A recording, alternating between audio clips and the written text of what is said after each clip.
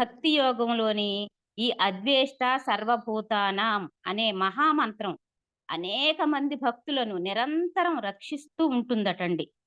ద్వేషమున్న చోట భక్తి అన్నది ఉండదట. అందుకే అద్వేష్ట అని చెప్పారు. అంటే అద్వేష్ట అంటే ద్వేషం లేకుండా ఉండాలి అని చెప్పారు. అన్ని మతాలు కూడా ఇదే చెప్తున్నాయి. మహమ్మద్ ప్రవక్త ఏం చెప్పారు అంటే, పరస్పరము ఒకరినొకరు ద్వేషించుకోకుండా ఉండాలి అని చెప్పారు.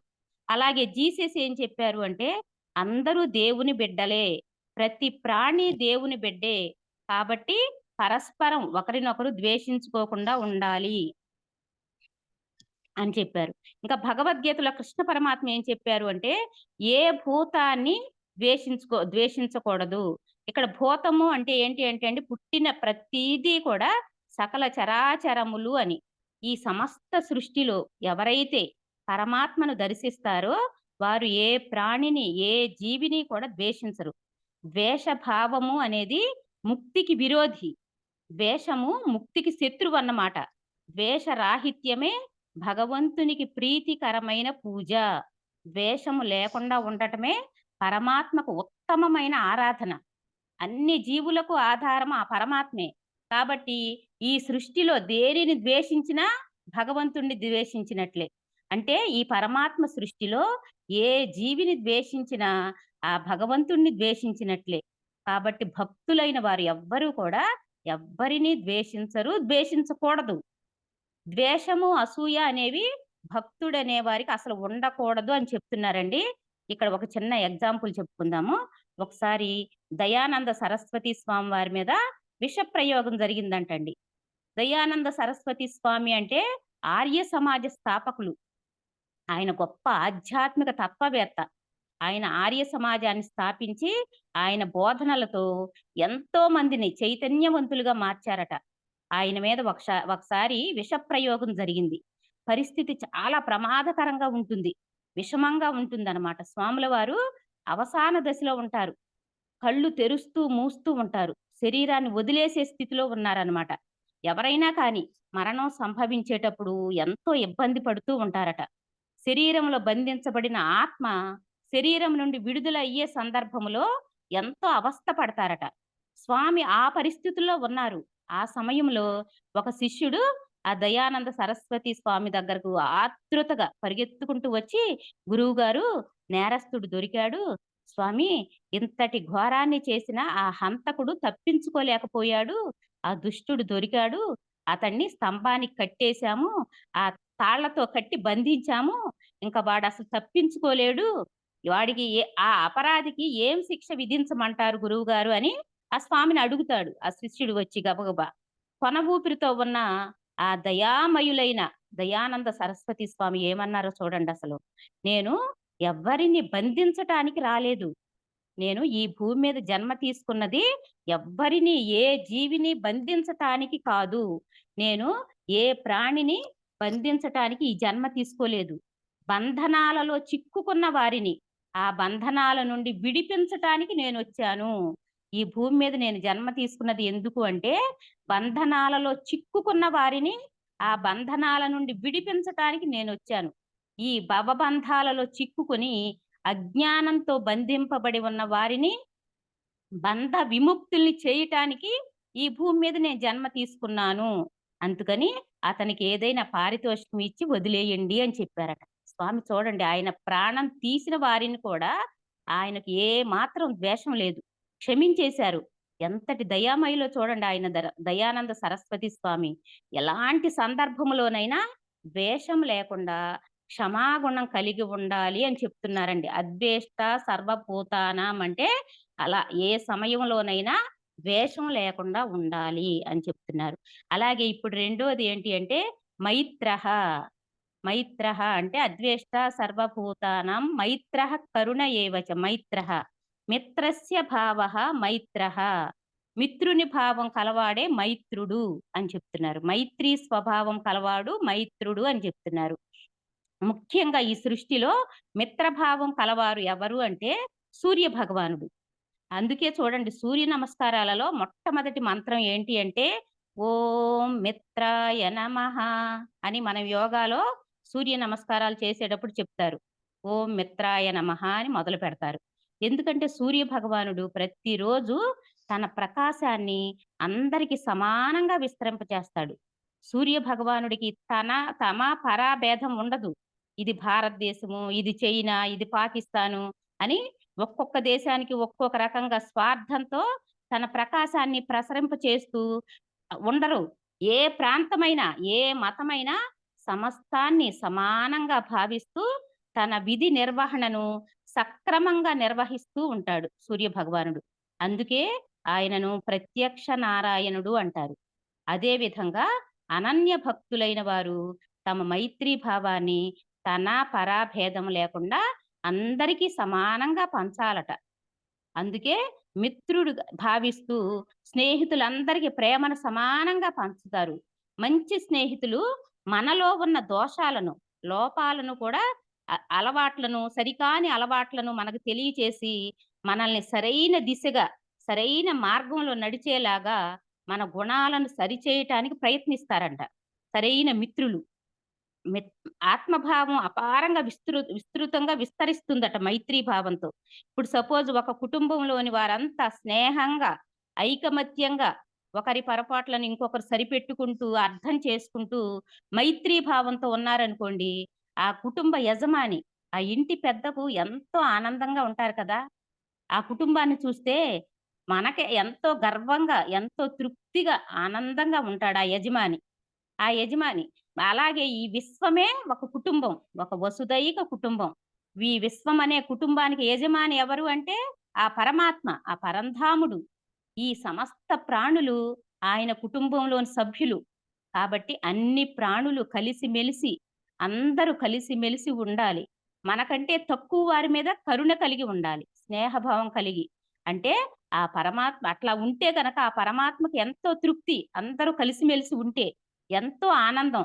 అలాగే ఇంకా ఏంటంటే, మన యొక్క చిత్తం ప్రశాంతంగా ఉండాలన్నా, మన మనసు నిర్మలంగా ఉండాలన్నా, ఒత్తిడి లేకుండా ఉండాలన్నా, మనతో సమానులతోటి స్నేహం చేయాలి. ఎప్పుడైనా కూడా మనతో సమానులతోటి స్నేహం చేయాలి. సమానంగా ఉండే అంటే ఆర్థికంగా కానీ, ఏదైనా కానీ మనతో సమానులతోటి స్నేహం చేస్తే మన మనస్సు నిర్మలంగా ఉంటుంది. చిత్తం ప్రశాంతంగా ఉంటుంది. అలాగే పుణ్యాత్ములను చూసి సంతోషించాలి. మనకంటే ఉన్నతంగా ఉన్నవారిని చూసి ఈర్ష్య, అసూయ, ద్వేషం లేకుండా వాళ్ళ ఐశ్వర్యాన్ని, వాళ్ళ అభివృద్ధిని చూసి మనం సంతోషించాలి, అభినందించాలి. అలాగే దీనుల యందు దయ కలిగి ఉండాలి. అంటే మనకంటే తక్కువ స్థాయి కలిగిన వారి మీద దయ కలిగి ఉండాలి. అలాంటి వారికి దయతో మనకు చేతనైన సహాయం చేస్తూ ఉండాలి. ఆ దీనులకు మనకు చేతనైన సహాయం, దాన ధర్మాలు చేస్తూ ఉండాలి. అవతలి వారికి ఏది అవసరమో ఆ సమయానికి దానిని మన తాహతకు తగినట్టుగా వారికి ఉపయోగపడే విధంగా ఏదైనా కానీ, మాట సహాయమే కానీ, ధన సహాయమే కానీ, ధ్యానం తెలియని వారికి ధ్యానం చెప్పటం గానీ, ఇలా ఏదైనా గాని, ధనం గాని, సమయం గాని, మన శక్తిని గాని, మన వాక్కుని గాని, ఏదైనా కావచ్చు. ఇతరులకు అవసరానికి ఉపయోగపడే విధంగా మనలో వ మన వలన వాళ్ళు కొంతైనా స్వాంతన పొందే విధంగా ఉండాలి. అలాగే దుష్టులు, దుర్మార్గుల విషయంలో ఉదాసీనంగా ఉండాలి. అంటే చూసి చూడనట్టుగా దుష్టులు, దుర్మార్గుల విషయంలో చూసి చూడనట్టు పట్టించుకోకుండా వ్యవహరించి వదిలేయాలి అని చెప్తున్నారు. ఇంకా ఈ భక్తుల ప్రవర్తన ఎలా ఉండాలి అంటే త్రివేణి సంగమం వలె ఉండాలట. త్రివేణి సంగమం అంటే మూడింటి కలయిక. ఏంటి ఆ 3 విషయాలు అంటే, ఒకటి చూపులో చల్లదనం ఉండాలి. రెండోది మాటలో మాధుర్యం ఉండాలి. మూడోదేంటంటే ముఖమేమో ప్రసన్నంగా ఉండాలి. ఇలాంటి ప్రవర్తన కలిగిన భక్తులు అంటే పరమాత్మకు ఎంతో ఆరాధన అంటండి. ఇలాంటి గుణాలు, ఇలాంటి అలవాట్లు కలిగి ప్రవర్తించేవారంటే ఆ భగవంతుడికి అసలు ఎంతో ప్రీతి, ఎంతో ఆరాధనంట. ఇక్కడ భాగవతంలోని ఒక చిన్న కథ చెప్పుకుందామండి. ఒకసారి నారద మహర్షి గారు వైకుంఠం వెళ్ళారట. ఆయనకి వేరే ఏం పని ఉంటదండి? నారాయణ, నారాయణ, నారాయణ అంటూ ఆ లోకం నుండి ఈ లోకం, ఈ లోకం నుండి ఆ లోకం తిరుగుతూ ఇక్కడ విషయాలు అక్కడ, అక్కడ విషయాలు ఇక్కడ చెప్తూ ఉంటారు. అలాంటి నారద మహర్షి గారు ఒక సమయంలో వైకుంఠం వచ్చారట. అక్కడికి రాంగానే నారాయణుడు ఎదురుగుండా ఎప్పుడు దర్శనం ఇస్తూ ఉంటారు కదా! శేషపాన్పు మీద. ఈసారి వెళ్ళేటప్పటికి నారాయణుడు కనిపించలేదట. వారికక్కడ జగన్మాత సిరుల తల్లి అయిన లక్ష్మీదేవి కనిపించింది గానీ, నారాయణుడు కనిపించలేదట. అప్పుడు లక్ష్మీదేవిని అడుగుతారు. "ఏంటి మాత మా స్వామి లేరేంటి? ఒకసారి స్వామిని దర్శించేటట్టు చూడు తల్లి" అని చెప్పేసి ఆ మాతను అడుగుతారు. అప్పుడు ఆ తల్లి ఏమంటుందంటే, "నారదా మీ స్వామి లోపల దేవతార్చన చేసుకుంటున్నారు. ఎళ్లి చూసుకో" అని చెప్తుంది ఆ తల్లి. అప్పుడు నారద మహర్షి గారు ఎంతో ఆశ్చర్యంతో ఏంటి దేవాది దేవుడైన సకల భువనాలను పాలించే ఆ నారాయణుడు దేవతార్చన చేసుకుంటున్నారా? ఆయన ఏ దేవుణ్ణి, ఏ దేవతను అర్చిస్తున్నారు అన్న సందేహము, ఆతృత కలుగుతుంది నారద మహర్షి గారికి. ఇంతలో ఆ వైకుంఠ నిలయుడైన ఆ నారాయణుడు బయటికి రానే వస్తారు. అప్పుడు ఆయన ఆనందంతో, ఆశ్చర్యంతో స్వామిని స్తుతించి నారదుల వారు నెమ్మదిగా తమ సంశయాన్ని విన్నవించుకుంటాడు స్వామితో. నారాయణ, దేవాది దేవులైన మీరు ఏ దేవతార్చన చేస్తున్నారు స్వామి అని.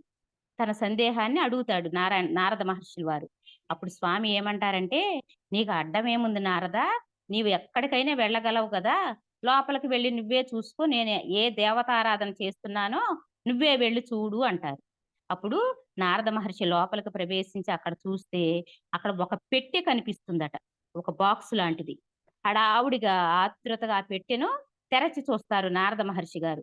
ఆ పెట్టెలో అలాగే ఇంకో పెట్టె ఉందట.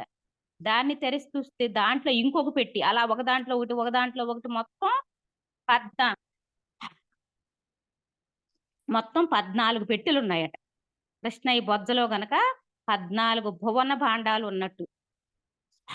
ఒక దాంట్లో ఒకటి, ఒక దాంట్లో ఒకటి మొత్తం 14 పెట్టెలున్నాయట. ఇక్కడ లాస్ట్ పెట్టి చాలా చిన్నదిగా ఉందట. నారదులు వారు ఎంతో ఆతృతతో ఆశ్చర్యంగా గబగబా ఆ పెట్టెను తెరచి చూస్తారు. ఆ పెట్టెలో ఏముందా అని. ఒ అందులో ఆ పెట్టెలోనంట ఆ చిన్న పెట్టెలో 2 అరలుంటాయంట మళ్ళీ. ఒక దాంట్లోనేమో ఒక చిటికెడు దుమ్ము ఉంటదట. ఒక చిటికెడు దుమ్ము. ఇంకో అరలోనేమో ఒక చుక్క నీటి బొట్టు ఉంటుందట. ఒక అరలోనేమో చిటికెడు దుమ్ము, ఇంకో అరలోనేమో ఒక చుక్క నీటి బిందువు. అప్పుడు నారద మహర్షి గారు ఆశ్చర్యంతో నారాయణుడి దగ్గరకు వచ్చి అడుగుతారు. "ఏమిటి స్వామి అవి" అని. అప్పుడు నారాయణుడు ఏం చెప్తారంటే, "నారదా! ఆ దుమ్ము నా అనన్య భక్తుని యొక్క పాద ధూళి. ఆ దుమ్మేంటి అంటే, నా భక్తుని యొక్క పాద ధూళి. నా రెండోదేంటి అంటే, అది ఆనంద బాష్పం. ఆ రెండో నీటి బొట్టు ఏంటి అంటే, నా ప్రియ భక్తుని ఆనంద బాష్పము" అని చెప్తారు స్వామి. అవి నారాయణుడు ఎంతో పారవస్యంతో చెప్తారు. నా భక్తులు అంటే నాకు అంత ప్రీతి అని. అప్పుడు నారద మహర్షి గారు ఎంతో తన్మయత్వంతో నారాయణుడికి తన అనన్య భక్తులయందు ఉన్న విశ్వనాథుడే తనవాడైతే విశ్వమంతా తనదే అన్నట్టు ఆ సంబంధాన్ని మనసుతో కాకుండా భగవంతునితో అంటే ఆత్మతో అనుసంధానం, ఆత్మానుభూతి పొందినవాడే నా అనన్య భక్తుడు అని చెప్తారు నారాయణుడు. ఇదండి మైత్రః అంటే. ఇక ఇప్పుడు మూడవదేంటంటే అద్వేష్ట సర్వభూతానాం మైత్రః కరుణ ఏవచ కరుణ. మూడోది ఏంటి అంటే కరుణ. దయా కరుణ. అంటే దయగల హృదయమే భగవన్నిలయము అని చెప్తారండి. ప్రతి ప్రాణి యందు దయ కలిగి ఉండాలి అని. కరుణ కలిగి ఉండాలి. కరుణ గల ఉన్నవారే హృదయమే భగవంతుని నివాసమట. ఈ కరుణ గురించి చెప్పుకోవాలి అంటే ముందుగా శిబి చక్రవర్తి గురించి చెప్పుకోవాలండి. శిబి చక్రవర్తి గారు గొప్ప దయాగుణము, కరుణ స్వభావం కలిగిన వారు. ఒకసారి దేవతలు శిబి చక్రవర్తి గారి కరుణ స్వభావాన్ని పరీక్షించాలని అనుకుని దేవేంద్రుడేమో డేగలాగా మారతారు. అగ్నిదేవుడేమో పావురములాగా తమ రూపాలను మార్చుకుంటారు. అలా వేషాలు మార్చుకుని శిబి చక్రవర్తి సభలో ఉన్నప్పుడు ఈ పావురం వేషంలో ఉన్న అగ్నిదేవుడు ఎగురుకుంటూ వచ్చి శిబి చక్రవర్తి ఒడిలో వాలి రాజా రక్షింపుము రక్షింపుము అని భయపడుతూ వేడుకుంటాడు ఆ పావురం రాజుగారిని. అప్పుడు ఆ శిబి చక్రవర్తి గారు ఏమంటారు అంటే, "మీకు వచ్చిన కష్టం ఏమిటి" అని పావురాన్ని అడుగుతాడు. అప్పుడు ఆ పావురం ఏం చెప్తుంది అంటే, డేగను చూపించి, రాజా ఈ డేగ నా వెంటపడి నన్ను తరుముతూ, నన్ను చంపి ఆహారంగా తినాలని చూస్తుంది. నన్ను రక్షించు రాజా, నన్ను రక్షించు" అని ప్రాధేయపడుతుంది ఆ పావురము. అప్పుడు ఆ రాజుగారు డేగ వైపు తిరిగి, "ఓ పక్షిరాజా! ఈ పావురాన్ని నువ్వు అసలు ఎందుకు చంపాలని తరుముకొస్తున్నావు? దాన్ని చంపమాకు. ఆ పావురానికి సరిపడే ఎత్తు మాంసాన్ని నేను నీకిస్తాను. పావురాన్ని వదిలిపెట్టేసేయ్ అని డేగతో అంటారు. అప్పుడు ఆ డేగ ఏమంటుందంటే, "ఓ రాజా! ఆ పావురం నాకు ఆహారంగా పుట్టింది. కాబట్టి దానిని నేను చంపి తినేస్తాను. కానీ నువ్వు చంపవద్దంటున్నావు కాబట్టి, దానిని తినకుండా వదిలిపెట్టాలి అంటే, ఆ పావురం ఎత్తు నీ మాంసాన్ని, నీ శరీరంలో ఉన్న మాంసాన్ని ఆహారంగా నాకిస్తే గనక, ఆ పావురాన్ని చంపకుండా వదిలేస్తాను" అని అంటుంది డేగ. అప్పుడు శిబి చక్రవర్తి గారు ఏమి ఆలోచించకుండా సరేనని ఒక త్రాసు తెప్పించి, ఆ పావురాన్ని త్రాసులో ఒకవైపు ఉంచి, రెండో వైపు ఆ త్రాసులో తన తొడలో నుంచి కొంత భాగం మాంసం కోసి ఉంచుతారు. కానీ తూకం సరిపోదు. ఇంకొంచెం మాంసం వేస్తాడు. అయినా సరిపోదు. అలా కొంచెం, కొంచెం, కొంచెం, కొంచెం తన శరీరంలోని భాగాలన్నింటిని కోసి పెట్టినా కూడా తూకం సరిపోవటం లేదు. ఆఖరికి ఇంకేం చేస్తాడంటే, తనే ఇంకొక వైపు త్రాసులో కూర్చుంటారు శిబి చక్రవర్తి గారు. చూడండి, ఒక చిన్న పావురాన్ని రక్షించటానికి తను బలి అవ్వటానికి కూడా సిద్ధపడ్డాడు ఆ రాజు. అప్పుడు శిబి చక్రవర్తి యొక్క కరుణా స్వభావం చూసి దేవేంద్రుడు, అగ్నిదేవుడు ఇద్దరూ కూడా ఎంతో ఆనందించి వారి యొక్క నిజ రూపాలు ధరించి చక్రవర్తి యొక్క కారుణ్యానికి ఎంతో సంతోషించి ఎన్నో వరాలను, ఆశీర్వాదాలను ఇచ్చారట. ఇచ్చి అంతర్ధానమయ్యారట దేవేంద్రుడు, అగ్నిదేవుడు. ఆయన యొక్క కరుణ స్వభావం గురించి యుగాలు మారినా కూడా ఈ రోజు కూడా మనం ఇలా పాఠాలుగా, మోరల్‌గా చెప్పుకుంటున్నాము అంటే ఆ శిబి చక్రవర్తి గారి యొక్క కరుణ స్వభావం గురించి ఎంత గొప్పగా ఉందో చూడండి. ఇప్పటికి గూడా మనం చెప్పుకుంటున్నాము అంటే. అలాగే ఇప్పుడేంటంటే ఒక ఒక రాజ్యంలో రంతిదేవుడు అనే రాజుగారున్నారండండి. ఆయన ప్రజల్ని కన్న బిడ్డల్లాగా చూసుకుంటూ సుసంపన్నంగా రాజ్యాన్ని పరిపాలిస్తూ ఉన్నారట. ఒకసారి ఆ రాజ్యంలో వర్షాలు కురవక అనావృష్టి వల్ల కరువు ఏర్పడిందట. ఇదివరకు రోజుల్లో వర్షాలు కురవలేదనుకోండి, ఆ రాజ్యంలో ఇక తినటానికి తిండి కూడా దొరికేది కాదట. పంటలు పండేవి కాదు. పంటలు పండకపోతే మనుషులు తినటానికి ధాన్యం ఉండేది కాదు. అలాగే పశువులకు గ్రాసం దొరికేది కాదట. నదులు, చెరువులు అన్నీ ఎండిపోయి నీళ్లు కూడా దొరకని పరిస్థితి ఉండేదట. వర్షాలు కురవకపోతే తినటానికి తిండి ఉండేది కాదు. త్రాగటానికి నీరు కూడా ఉండేది కాదు. అలా ఆ రంతిదేవుడు పాలించే రాజ్యంలో కరువు ఏర్పడిందట. ఈ రాజుగారు కూడా పస్తులుండాల్సిన పరిస్థితట. ఆయన అప్పటికి 47 రోజులు పస్తులున్నారట. 48వ రోజు రాజుగారికి కొద్దిగా ఆహారము, కొంచెం కాసిన మంచినీళ్ళు దొరికాయట. అప్పుడు ఆ రాజు ఆ ఆహారాన్ని తీసుకుందామని తినబోతున్నప్పుడు ఒక బ్రాహ్మణుడు వస్తాడు అతిథిలాగా. మరి అతిథిని గౌరవించడం మన ధర్మం కదా! మన సాంప్రదాయం గదా! అందుకని ఆ రాజు తను భోంచేద్దాం అనుకున్న ఆహారాన్ని అతిథికి పెట్టేస్తాడు. ఇంకా ఆహారం ఉండదు. ఇక మంచినీళ్ళు త్రాగి ప్రాణాన్ని నిలుపుకుందాము అని అనుకుంటూ ఉంటాడు. ఈలోపు ఒక చండాలుడు 4 కుక్కలతో వచ్చి, "అయ్యా! మీరు చాలా గొప్పవారు. నాకు, నా కుక్కలకు ఏమైనా ఆహారం ఉంటే పెట్టండి" అని అడుగుతాడు. అప్పుడు రాజుగారి దగ్గర ఇక పెట్టటానికి ఏమి లేదు గదా ఆహారము. కానీ మరి ఇంత నా దగ్గరకొచ్చి అడిగారు, ఏమి పెట్టలేకపోతున్నాను అని బాధతో తన దగ్గర ఉన్న ఆ నీటిని త్రాగమని చెప్పి వాటినిచ్చేస్తాడు. తను మాత్రం మంచినీళ్ళు కూడా త్రాగకుండా పస్తుంటాడు. ఆ రాజుగారైన రంతిదేవుడు. ఆ రంతిదేవుని కరుణ స్వభావానికి ఆ పరమాత్మ ఎంతో పరవశంతో ప్రత్యక్షమయ్యి ఏదైనా వరం కోరుకో అంటారు ఆ రాజును. అప్పుడు ఆ రంతిదేవుడు ఏం వరం కోరుకుంటాడో చూడండి. ఆ రాజు యొక్క కరుణ ఇతర ప్రాణుల దుఃఖాన్ని నేను అనుభవించేలాగా, వాటికి సుఖం మాత్రమే కలిగేలాగా వరం ఇవ్వమని కోరుకుంటారు. ఇతర ప్రాణులకు కలిగే దుఃఖాన్ని తను అనుభవిస్తానని. ఆ ప్రాణులకు దుఃఖం అనేది లేకుండా సుఖం మాత్రమే ఉండేలాగా, ఆ ప్రాణులు పొందే దుఃఖాన్ని తను అనుభవించేలాగా వరం ఇవ్వమని, ఆ భగవంతుడిని ఆ వరం ప్రసాదించమని కోరుకుంటాడు ఆ రంతిదేవుడు వారు. ఆ రంతిదేవుని యొక్క కరుణ స్వభావం ఎంత ఉత్కృష్టమైనదో స్పష్టమవుతుంది. మనకు ఆ కరుణ ద్వారా కూడా భగవంతుని పొందవచ్చు అని చెప్తున్నారండి. ఇంకా ఇప్పుడేంటంటే అండి, నాలుగోది నిర్మమః అంటే అంటే మమకారం. నిర్మమ అంటే నిర్మమ అంటే మమకారం లేకపోవటం. మమ పెరిగిందా మాయ పెరిగినట్టే.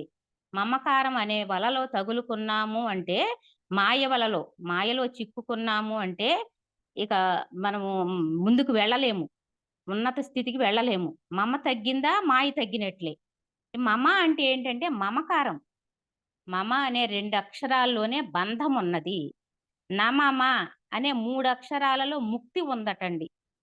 మమకారము అనేది ఒక వస్తువు కాదు. ఇది నాది, అది నాది అనే బుద్ధే మమకారం అంటే. ఇప్పుడు ఒక భక్తుడైనా గాని, ఒక జ్ఞాని అయినా కానీ, ఎవ్వరైనా కానీ ఈ మమకారం అనే బుద్ధిని తప్పకుండా వదలవలసిందే. ఇక్కడ మనం మన మమకారం గురించి కూడా ఒక చిన్న కథ చెప్పుకుందామండి. ఇక్కడ శివపురం అనే గ్రామంలో ఒక చిన్న ఆశ్రమాన్ని నిర్మించుకుని ఒక గురువు గారు జీవిస్తున్నారట. ఆయన పేరు బ్రహ్మానంద స్వామి. ఆయనకు సేవలు చేయటానికి, ఆశ్రమాన్ని శుభ్రం చేయటానికి, పూజలు, పారాయణలు చేయటానికి చెప్పుకోదగ్గ శిష్యులెవ్వరూ లేరట దగ్గర.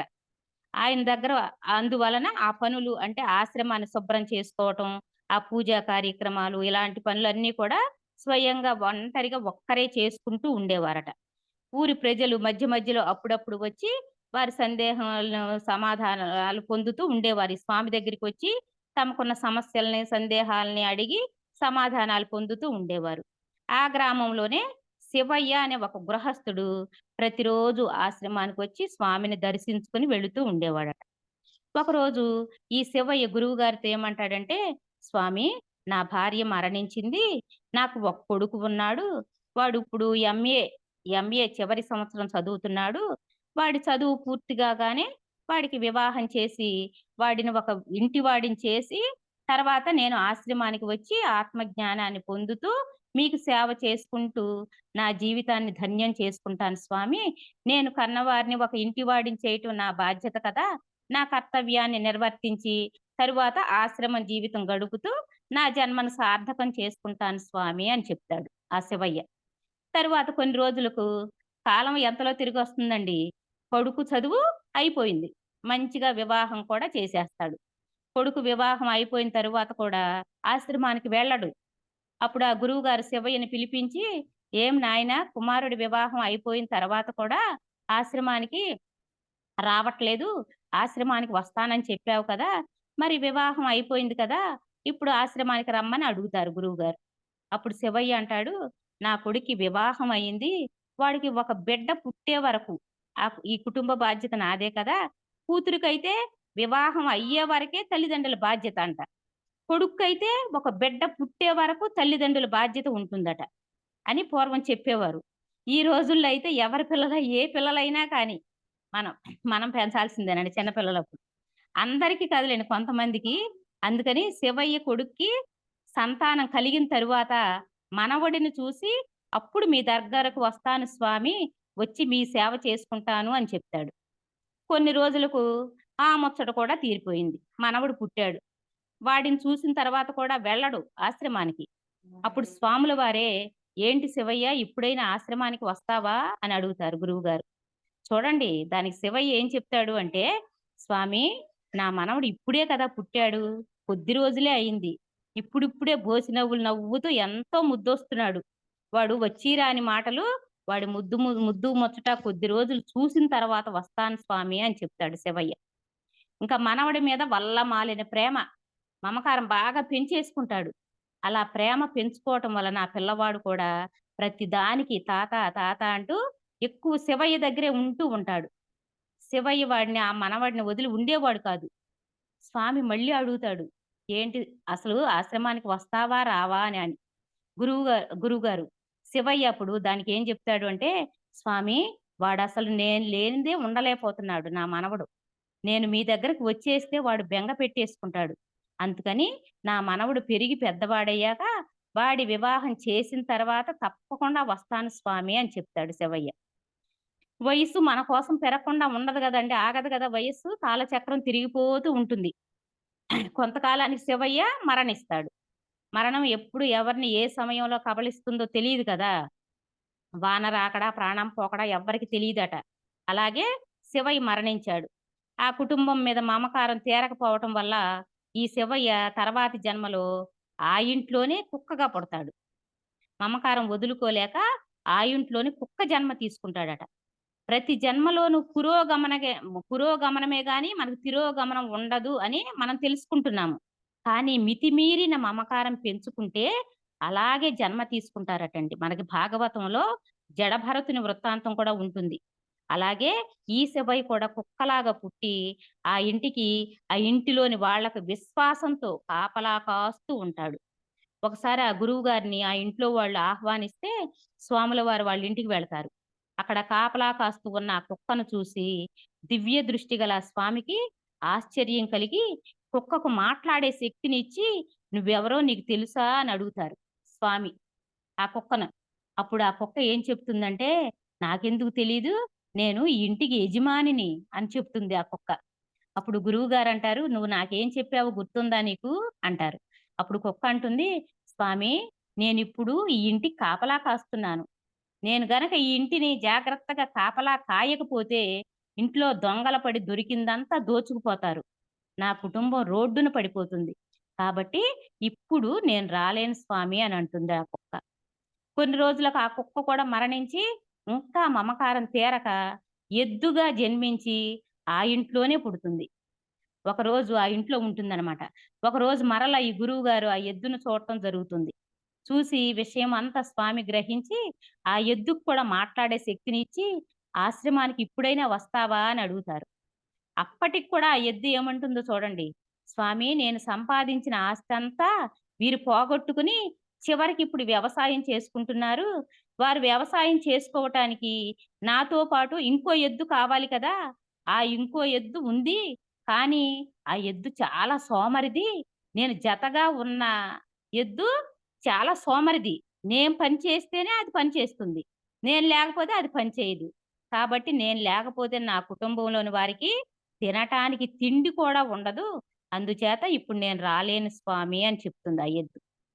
కొద్ది రోజులకు ఏదో అనారోగ్యంతో ఆ ఎద్దు మరణించి, ఈసారి పాముగా జన్మించి, ఆ ఇంటి చుట్టుపక్కలే ఆ పరిసరాల్లోని తిరుగుతూ ఉంటుంది. పాముగా ఎందుకు జన్మ తీసుకుంటుంది అంటే చెప్తున్నాడు చూడండి. "నేను మనిషిగా శివయ్యగా ఉన్నప్పుడు కొంత సొమ్ము దాచిపెట్టాను.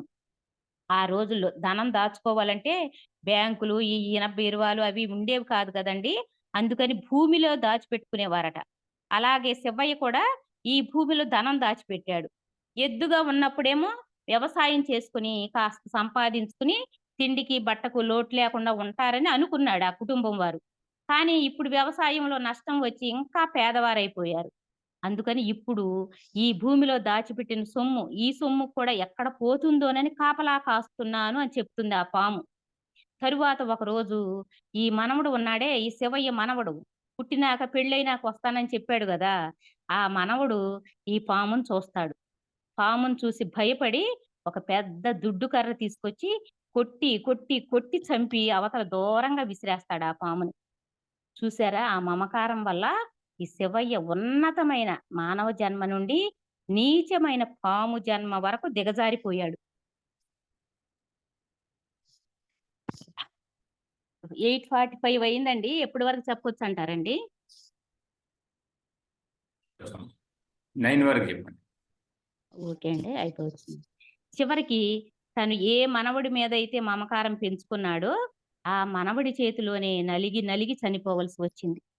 మొదట్లోనే శివయ్యగా ఉండగానే కొడుకు చదివి అయిపోయి వివాహం చేసిన తరువాత ఆ మమకారాన్ని పెంచుకోకుండా, మమకారాన్ని వదులుకొని గురువుగారి దగ్గరకు ఆశ్రమానికి వెళ్ళిపోయి ఉంటే గనక శివయ్యకు ఇన్ని దిగజారిన జన్మలు ఉండేవి కావు. ఇన్ని జన్మలు పొంది కూడా ఇంకా ఇంకా మమకారాన్ని వదిలించుకోలేక దిగజారి పైకి వెళుతున్నాడు. అందుకే అంటారు పత్రి గారు ఏమంటారంటే, "దివి నుండి దిగి వచ్చిన దేవుళ్ళారా దిగజారి వెళ్ళకండి" అని చెప్తారు. కొడుకు వివాహం కాగానే గురువుగారి దగ్గరకు వెళ్లి ఉంటే గనక ఇంత కర్మబంధంలో చిక్కుకునేవాడు కాదు.